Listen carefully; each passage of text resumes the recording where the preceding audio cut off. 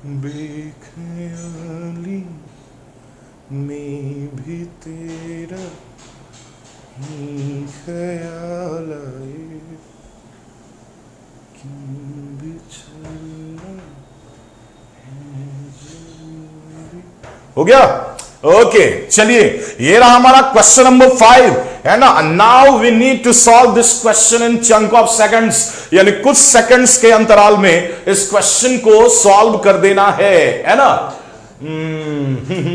Sir मुझे बहुत अच्छा लगता है इंग्लिश पढ़ना। वाह सर, नाइस नाइस सॉन्ग। ओ सुन लिए, बहुत अच्छा गाते हो सर आप। हाँ मतलब हाँ, फटे बांस जैसा। ठीक है, ओके।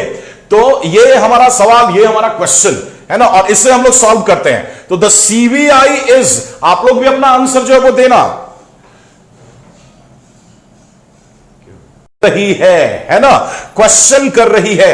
अब सीबीआई का काम क्या होता है? इंट्रोगेशन करना, है ना, यानी कि क्वेश्चन दागना। और जब ये क्वेश्चन दाग रही है तो सीधे सीधे जो है वो ए आंसर जाएगा, यानी ऑप्शन नंबर ए जो है वो हमारा आंसर हो जाएगा। देखा आपने, मतलब कुछ कुछ बातें एकदम सीधे बैठ जाती हैं। मैंने जानबूझ के आज ऐसे सवाल दिए हैं जिससे आपका कॉन्फिडेंस जनरेट हो। तो देखा आपने कि भले 3-3 फिलर है, लेकिन थोड़ा सा ब्रेन हो, थोड़ा सा दिमाग हो, तो बहुत आसानी से आप इसे बना सकते हैं, है ना। एक बार फिर से मैं पूछूंगा, सीबीआई जो है वो पंजाब नेशनल बैंक के 4 ऑफिशियल से क्या करेगी? पूछताछ करेगी। पूछताछ मतलब सवाल पूछेगी, और सवाल के लिए क्वेश्चनिंग जाता है, यानी आंसर निकल के ए आ जाएगा। इतनी जल्दी किसी और सब्जेक्ट में आंसर नहीं ला सकते हो, है ना। अगर एक सिंपल भी क्वेश्चन देंगे कि बताइए 297 इंटू 397 मल्टीप्लाई करके बताओ, तो बहुत टाइम लगेगा। 7 7 9 7 ऐसे करते रहोगे तो कम से कम जो है वो तुम्हारा 15 भी आपके सामने है, और इसे हम लोगों को सॉल्व। गर्ल्स, अच्छा गर्ल्स भी अनवांटेड भी होती है क्या? लेकिन लिखा है इसमें कि unwanted girls are girls. Unwanted girls ऐसी गर्ल्स होती हैं। अब आप बताइए कैसी गर्ल्स होती हैं? तो unwanted girls are girls who are alive, है ना। तो जो कि अलाइव होती हैं, या हुम, अब चूज यही करना है कि हु लगेगा या हुम लगेगा या विच आएगा या दैट आएगा। इन अब चारों के यूज को भी मैं अभी बता दूंगा, है ना, इसलिए टेंशन नहीं लेना है। लेकिन सोचना है कि अनवांटेड गर्ल्स वो गर्ल्स जो कि, यानी यहां पे जो मीनिंग बैठ रहा है हिंदी में वो बैठ रहा है जो कि का, लेकिन मैं बता दूं कि जो कि के सेंस में दैट भी चलेगा, जो कि के सेंस में हु भी, और विच भी जिसे की के सेंस में, और जिन्हें की के सेंस में हुम। तो मीनिंग थोड़ा थोड़ा डिफरेंट है हिंदी में, लेकिन फिर भी अगर आप चाहो तो आप इसका आंसर जो बड़ी आसानी से कर सकते हैं। ठीक है, चलिए मैं बता दूं, अनवांटेड गर्ल्स आर गर्ल्स वो गर्ल्स जो कि, है ना। अब समझिए कि जो कि ये चारों का मीनिंग नहीं है, हल्का हल्का डिफरेंस है। कैसे? देखिए, विच का मतलब जिसे की, है ना। हु का मतलब जो कि, दैट का मतलब की, और हुम का मतलब जिन्हें की। यानी ये ऑब्जेक्ट के लिए आता है, ये नॉन लिविंग के लिए आता है, और ये स्टेटमेंट स्पीच बताने के लिए, और ये किसी लिविंग पर्सन को बताने के लिए। यानी साफ है कि जोकी के सेंस में हु चलना चाहिए, यानी आंसर निकल के जो है वो बी। वाह, सब लोग का सही आंसर, सब लोग। हाँ, हुम नहीं होगा बेटा, हुम नहीं होगा, है ना। चलिए बहुत अच्छे, यानी इसका आंसर निकल के हु आ जाएगा। अब अगर आप मुझे थोड़ा सा टाइम दो, 2 मिनट का, तो मैं आपको इन चारों के बीच में एक खास अंतर बताता हूं, और वो खास अंतर अगर आप सीख लिए ना तो समझ लो कि जीवन भर दैट का, हु का, विच का और हुम का प्रॉब्लम नहीं होगा। इसलिए एकदम इस वीडियो में अभी 2 मिनट तक ध्यान दीजिएगा। मैं आपको बताने जा रहा हूं कि आखिर इन 4 वर्ड के बीच में क्या अंतर होता है ना। चलिए सबसे पहले बात करते हैं दैट की, है ना। देखिए, अगर आपके पास नोटबुक पेन हो तो नोट कर लेना, ही नहीं तो इसका स्नैपशॉट ले लेना। दैट का यूज या तो किसी स्पीच में किया जाता है, जैसे अगर कोई पर्सन कुछ बात बोल रहा है ना। For example, I said that, मैंने कहा कि। तो दैट का जो मीनिंग आता है वो की आता है जब ये एक रिलेटिव प्रोनाउन होता है, तो यानी दो सेंटेंस को जोड़ने के लिए आता है। तो दैट का जो यूज है वो स्पीच में होता है, इनडायरेक्ट स्पीच में, जैसे आई सेड दैट, मैंने कहा कि, है ना। दूसरा, दैट का जो यूज है उसमें वो कुछ खास वर्ड के भी केस में होता है ना।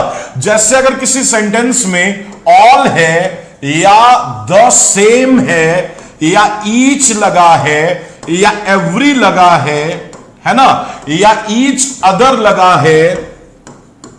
है ना, या फिर कोई एक सुपरलेटिव डिग्री का एडजेक्टिव हो, सुपरलेटिव डिग्री का अगर कोई एडजेक्टिव आता है। अब सुपरलेटिव डिग्री का एडजेक्टिव जैसे गुड बेटर का सुपरलेटिव बेस्ट होगा, स्मार्ट का सुपरलेटिव स्मार्टेस्ट होगा, ब्यूटीफुल का सुपरलेटिव मोस्ट ब्यूटीफुल होगा, है ना।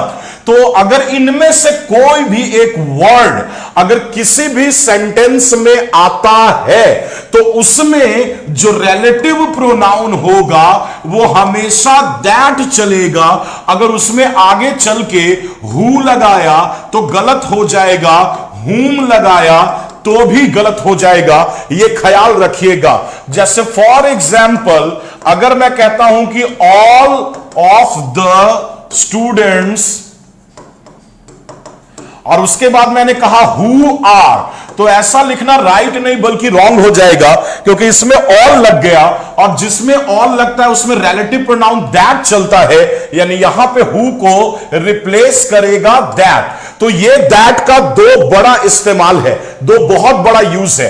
एक तो स्पीच में दैट का यूज करते हैं और दूसरा all the same, each every, each other या सुपरलेटिव एडजेक्टिव डिग्री के केस में भी आप दैट का यूज करते हैं।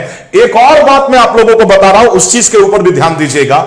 अगर किसी भी सेंटेंस में आस्क आ गया या इंक्वायर आ गया तो उसमें आगे चल के दैट का यूज मत करना, उसमें या तो इफ चलता है और नहीं तो वेदर चलता है। ऐसा नरेशन के टॉपिक के कारण से होता है, ख्याल रखिएगा। तो जिसमें आस्क आ गया या जिसमें इंक्वायर आ गया उसमें आगे चल के दैट नहीं आएगा। तो इसका स्नैपशॉट ले लीजिएगा, बड़ा मजेदार है, ये बड़ा इंटरेस्टिंग है। ये दैट का यूज हमारा हो गया है ना। अब इसको मैं मिटा रहा हूं। अब समझना कि दो और वर्ड, एक हु और दूसरा हुम, इन दोनों के बीच में क्या अंतर है। तो हु का जो यूज है ये आप हमेशा सब्जेक्टिव केस में करते हैं और हुम का जो यूज है ये आप हमेशा ऑब्जेक्टिव केस में करते हैं। यानी जब सब्जेक्ट की तलाश होगी तो हु लगाना और जब ऑब्जेक्ट की तलाश होगी तो हुम लगाना। जैसे एक कंफ्यूजिंग क्वेश्चन मैं देता हूं, लिखा गया था कि Anil was the painter whom I have given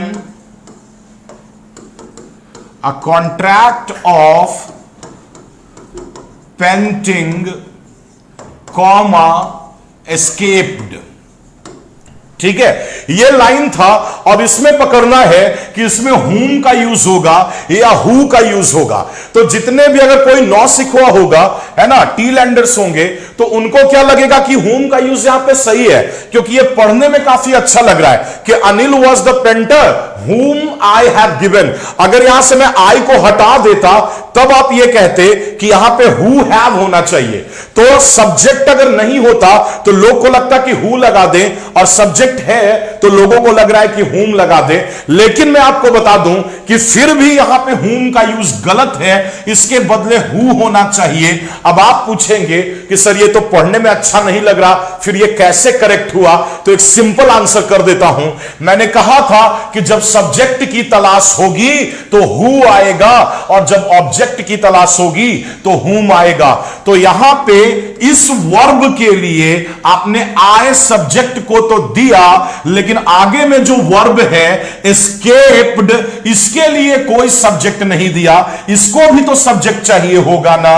इसका मतलब है कि यह अपना असर इस रिलेटिव प्रोनाउन पे छोड़ेगा और इसको सब्जेक्ट की डिमांड कराएगा और उस सिचुएशन में whom नहीं बल्कि who हो जाएगा। तो बचिएगा, कभी कभी क्वेश्चन ऐसे कभी कभी घुमाता है, बड़ा जबरदस्त है ना। तो रिमेंबर रखिएगा। हां क्यों नहीं, हर एक एग्जाम के लिए आप पढ़ सकते हैं आशीष, कोई जरूरी नहीं है कि कोई खास एग्जाम की ही प्रिपरेशन करे, है ना। अच्छा, इसकी भी स्नैपशॉट ले लीजिएगा। और अब देखिएगा एक और कॉन्सेप्ट बचा हमारे विच का, तो ये भी सिखा देता हूं आप लोगों को। ये जो विच देख रहे हैं इसका यूज जो है ये नॉन लिविंग नाउन के लिए करते हैं आप, नंबर 1। नंबर 2, जब भी आपको सिलेक्शन शो करना होगा, यानी बहुत सारी चीजों में से किसी खास एक को इंडिकेट करना होगा, चाहे वो लिविंग हो या वो नॉन लिविंग हो, इन दोनों के केस में आप विच ही लगाएंगे। जैसे पहला example, I know the idea, और फिर मैंने लिख दिया हु, तो ये गलत हो जाएगा क्योंकि आइडिया एक नॉन लिविंग नाउन है और उसके केस में विच चलता है, यानी हु को हटा के रिप्लेस करेंगे उससे हम लोग विच से। लेकिन दूसरा सीखे, अगर मैंने लिखा कि I found 2 students from them who, है ना। तो यहां पे लगेगा क्या कि बात स्टूडेंट्स की हो रही थी, तो लिविंग के लिए हु का यूज होता है, यानी हु यहां पे करेक्ट है। लेकिन मैं बता दूं कि यह गलत है। क्यों? क्योंकि आप बोल रहे हैं कि I found 2 students from them, यानी उनमें से मैंने केवल 2 ही को पाया, 2 ही को चुना। तो इसका मतलब कि आप उनमें से सिलेक्शन कर रहे हैं, और जब सिलेक्शन करते हैं तो लिविंग हो या नॉन लिविंग आप उसमें विच ही लगाते हैं, यानी कि हु को रिप्लेस कर दिया जाएगा विच से।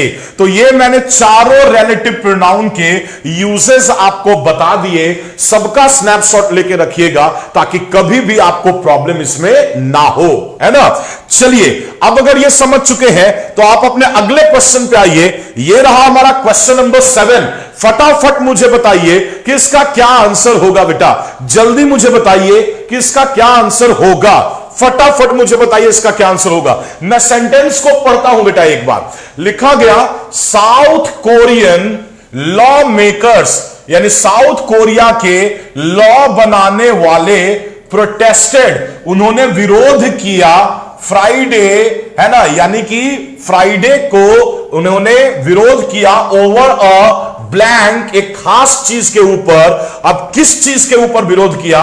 तो by a top North Korean general, यानी एक नॉर्थ कोरियन जनरल लीडर का साउथ कोरिया में आगमन हो रहा होगा, है ना, आगमन हो रहा होगा, जिसका कि विरोध किया, प्रोटेस्ट किया लॉ मेकर्स ने, यानी कानून बनाने वालों ने। तो आगमन के लिए कौन सा वर्ड चलता है? तो विजिट चलता है, यहां विजिटिंग कर दिया गया। कमिंग भी चल सकता था, लेकिन मीटिंग तो नहीं होगा, है ना, क्योंकि बाय अ टॉप नॉच, है ना। तो उनके द्वारा क्या होगा ये आपको बताना है ना। अच्छा, तो उनके द्वारा क्या हुआ? तो बाय अ विजिटिंग बाय, या by a over a visit by, या ओवर अ विजिटिंग बाय, या ओवर अ कमिंग बाय।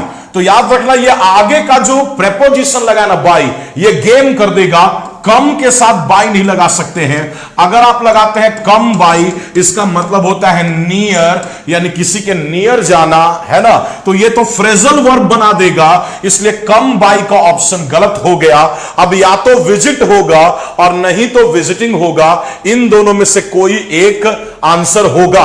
अब देखिए, एक सिंपल सा ग्रामेटिकल क्लू देता हूं। ये जो देख रहे हो इसे आर्टिकल कहते हैं, और आर्टिकल किसके पहले लगता है? नाउन के पहले। यहां पे विजिट जो है वो अपने आप में नाउन भी होता है और वर्ब भी होता है। तो जब ये नाउन होता ही है तो इसमें आईएनजी लगाने की कोई जरूरत नहीं है, यानी आंसर निकल के ए आएगा, यानी कि फर्स्ट आंसर चला जाएगा। ये रहा हमारा क्लू। सब एकदम सही आंसर कर रहे थे, बहुत बढ़िया, बहुत। अंजुम, काजल एकदम जबरदस्त, बहुत सही आंसर किए हैं। अब आइए क्वेश्चन नंबर 8 में, ये रहा 8वां सवाल। इस क्वेश्चन का भी आप लोग मड़े आंसर बताई दो, ठीक है। इस क्वेश्चन का भी आंसर बताई दो कि क्या होगा, फटाफट मुझे बताओ कि इसका क्या आंसर होगा, है ना। चलिए मैं सवाल पढ़ देता हूं, क्वेश्चन पढ़ देता हूं। लिखा द ट्रंप एडमिनिस्ट्रेशन, ट्रंप का नाम आपने सुना होगा, देखते हो ना कैसे बोलते हैं, द सिटीजन ऑफ अमेरिका, है ना, और अजीब अजीब शक्ल बना के ऐसे ऐसे करके बोलता है ना, hi the citizen of America, है ना। तो बड़ा अजीब टाइप का आदमी है, मैं उसको देखता हूं तो मुझे गुस्सा आता है, कुछ ही खास लोग को देख के मुझे गुस्सा आता है, और उसमें से एक वो है, ठीक है। अच्छा, ट्रंप एडमिनिस्ट्रेशन यानी कि ट्रंप का जो प्रशासन था, has blank a new policy, वो एक नई पॉलिसी को ब्लैंक करता है। तो क्या करता है, रिकॉल करता है, यानी कि फिर से लाता है, या पूछता है ना, पूछता है भारत। अच्छा, अनाउंस करता है नया पॉलिसी, या अच्छा ईडी लगाया इसमें, गौर करना, पास्ट टेंस, पास्ट टेंस, या सच कहो तो V3 वर्ब का तीसरा फॉर्म, और यह है अनाउंस यानी वर्ब का पहला फॉर्म। बनेगा सवाल, आंसर बताइए, बनेगा क्वेश्चन, फटाक से आंसर बताओ। अच्छा एक बात बताओ, नई पॉलिसी को कोई पूछता है क्या? नई पॉलिसी लाई जाती है, अनाउंस की जाती है, तो आस्क तो होगा नहीं। अच्छा रिकॉल, जब ये पॉलिसी नई है तो री कैसे लगेगा, यानी फिर से कैसे लाएगा जब ये नई है तो ये भी लो। अब बचलो कौन, अनाउंस्ड, और एक बचा अनाउंस, हैज के साथ के लगेगा, V3 लगेगा, वर्ब का तीसरा फॉर्म आएगा, आंसर सी। एकदम सही जवाब मारे हैं आप लोग, बहुत अच्छा। V1 नहीं होता है, हैज लगा हुआ है बेटा, V1 नहीं चलेगा, V3 चलेगा, आंसर अनाउंस्ड होगा। बहुत अच्छे, एकदम जबरदस्त। अच्छा सुनो, लाइक शेयर सब्सक्राइब कौन करेगा, किससे कराओगे? सबसे कराओ, तुम भी करो, ठीक है, एकदम जबरदस्त वाला। आज सुबह में जो एडिटोरियल सेक्शन चलता है ना, थोड़ा उसमें भी उठ लिया करो बाबू, नींद नहीं टूटती है ना तो तोड़ो, और सुबह में भी जागो, है ना, सुबह में भी उठो, एकदम अर्ली मॉर्निंग उठो, यूट्यूब पे खोलो और देखो इधर प्यार भरी निगाहों से, अरे सर आ गए, वाह, है ना। तो ऐसे करके देखो, रोज सुबह में आ जाओ। इसमें तो आना ही है कि नहीं, इसमें तो आना ही है। तो दोनों क्लासेस एकदम करना। अब बहुत जल्दी सेट प्रैक्टिस कराएंगे और डिस्कशन कराएंगे, एकदम जबरदस्त वाला, ऐसे ही लाइव, समझे बबुआ? वाह, सुबह 7 बजे, एकदम अर्ली मॉर्निंग 7 बजे, दिन की शुरुआत मेरे साथ, है ना। चलिए बहुत अच्छे। अब आइए देखिए, तो ये तो बन गया, ये तो आसान था। अब अगले सवाल पे आइए, क्वेश्चन नंबर 9 पे। नेपाल खाता इंडिया का है, गाता चाइना का है, ये अभी कहानी नेपाल की हो गई है ना। बड़ी खूबसूरत कंट्री है वो, बहुत खूबसूरत कंट्री है। मैं गया हुआ हूं पोखरा, और पोखरा भी गया हूं, काठमांडू भी मैं गया हूं, नेपाल में बहुत सारे जगह मैंने घूमे हैं। बड़ी सुंदर जगह है, बहुत खूबसूरत जगह है। लेकिन जब इंडिया से लड़ लेता है तो फिर गुस्सा आ जाता है उस पर, है ना। वहां के वाटरफॉल में, वहां के जो नहर वगैरह था उसमें भी हम लोग खूब जो है वो नहाते थे, ठीक है। तो बड़ा मजा आता था नेपाल में, मतलब क्या जगह है वो, क्या सुंदर जगह है, ठीक है। तो उसी की बात है, लेकिन इसमें मैटर पॉलिटिकल है भाई थोड़ा सा। कैसे? Nepal will hold presidential blank, यानी नेपाल जो है वो होल्ड करेगा, रखेगा, क्या रखेगा? तो प्रेसिडेंशियल, यानी कि प्रेसिडेंट का ब्लैंक, क्या इलेक्शन या कैंडिडेट रखेगा, इलेक्शन रखेगा या पोलिंग रखेगा, है ना। तो भैया प्रेसिडेंट का पोलिंग नहीं, है ना, प्रेसिडेंट की पोलिंग नहीं, प्रेसिडेंट का क्या होता है आप बताइए? प्रेसिडेंट का क्या होता है? पोलिंग नहीं होता, प्रेसिडेंट का कैंडिडेट्स नहीं होता, इलेक्शन होता है। नहीं जी, है ना। और मार्च 13 तारीख को प्रेसिडेंशियल इलेक्शन होगा। इलेक्शन होगा तो या तो आंसर ए होगा, नहीं तो बी होगा। अब देखिए, इसमें दोनों में एक ही वर्ड है, तो अब पहले वाले ब्लैंक से नहीं बनेगा, समझ रहे हो मेरी बात? नहीं बेटा, सी नहीं है, नेपाल जिस थाली में खाता है उसी थाली में छेद करता है सर। अच्छा, इसका मतलब वो चाइना के थाली में भी बहुत जल्दी छेद करेगा, है ना। चलिए अब जो है ये दूसरे वाले ब्लैंक में क्या आएगा ये देखने वाली बात है ना। अब एक में सक्सीड है और एक में इलेक्ट है। बताइए आंसर बाबू क्या होगा। इलेक्शन में किसी को सक्सीड किया जाता है कि इलेक्ट किया जाता है? एकदम गंवार वाला क्वेश्चन है ये। इलेक्शन में इलेक्ट किया जाता है, आंसर बी हो जाएगा। चूंचू का मुरब्बा बच्चा वाला क्वेश्चन। और ये हमारा 10वां सवाल, 10th क्वेश्चन, 10 का दम, है ना। तो देखिए 10th वाले क्वेश्चन को जरा ध्यान से देखना और लाइक शेयर सब्सक्राइब दबाते जाना। ये बोलना पड़ता है लाइव वीडियो में, इसलिए मैं बोल रहा हूं, ठीक है। और थोड़ा सा ध्यान से करना। चलो फटाक से जल्दी से 10वां नंबर क्वेश्चन। वाह बहुत बढ़िया। फिर बफर करने लगा, क्या बीमारियां जागी है जी। चलिए हाँ बाबू देखो, स्ट्रेस एंड एडवर्सिटी। एडवर्सिटी मतलब जो बुरा दौर चलता है बाबू, दुख का दौर चलता है, एडवर्सिटी बोलिए। और स्ट्रेस मतलब तनाव। तो ये दोनों चीजें स्ट्रेस एंड एडवर्सिटी क्या करता है तो द ब्रेन्स एबिलिटी यानी दिमाग की ताकत को ब्लैंक करता है। तो किसी के एबिलिटी को या तो कमजोर करते हैं तो वी कैन कनेक्ट करता है। अच्छा, connects the brain ability to learn and retain. यह भी हो सकता है बाबू कि जब आपका तनाव का समय होता है, जब आपका दुख का समय होता है, तब आपका ब्रेन जो है वो ज्यादा मेहनत करता है, फाइट करने का सोचता है ना। तो यह भी हो सकता है कि connects the brain's ability to learn and retain information, यानी कि सीखने के लिए और इंफॉर्मेशन पाने के लिए ब्रेन की एबिलिटी को ब्लैंक करता है। अच्छा, तो इसका मतलब आदमी स्ट्रेस में जो है वो सीखने की क्षमता को और बढ़ाता है क्योंकि उससे लड़ने की ताकत हो जाती है ना। तो यह भी हो सकता है कि कमजोर हो जाता होगा और यह भी होता होगा कि ताकतवर हो जाता होगा। लेकिन स्टडीज कनेक्ट्स वर्ड तो गलत हो गया। तो या तो मजबूत और नहीं तो कमजोर। आप लोग बताइए क्या होता है, मजबूत हो जाता है कि कमजोर हो जाता है ना। फटाक से मुझे बताइए, मजबूत हो जाता है कि कमजोर हो जाता है। अगर आप अभी भी तय नहीं कर पाए हैं तो थोड़ा सा आगे पढ़िए।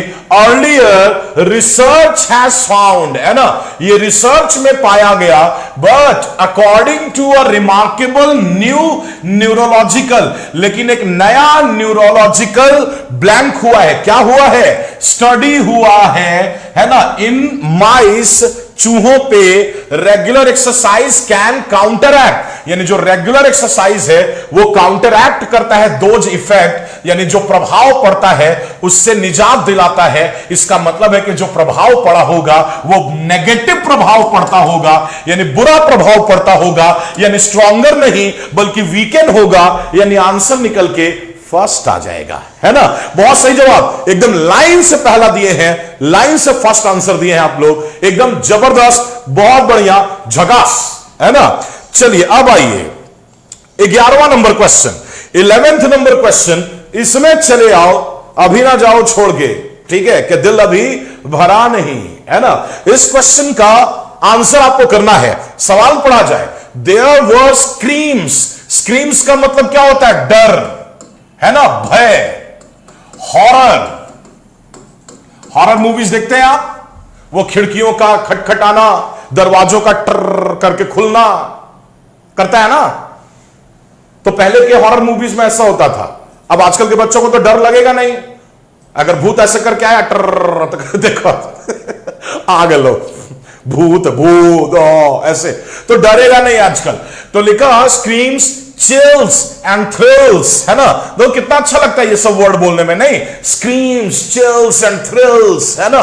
अच्छा, तो there were screams, chills and thrills blank at the discotheque, यानी डिस्कोथेक में जो है वो ये सारी चीजें थी। तो क्या थी? कंबाइंड थी, अलाइक थी यानी कि यूनिकली थी, या एक्सपीरियंस थी, या गैलर थी यानी भरी पड़ी हुई थी। तो आप बताइए आप लोगों के हिसाब से इसका क्या आंसर होना चाहिए, है ना। तो डिस्कोथेक क्या होता है? एक डिस्कोथेक में जो है वो तरह तरह की लाइट्स होती हैं, है ना, तरह तरह का ड्रम्स बीट्स होता है और सारी चीजों से वो भरा हुआ होता है।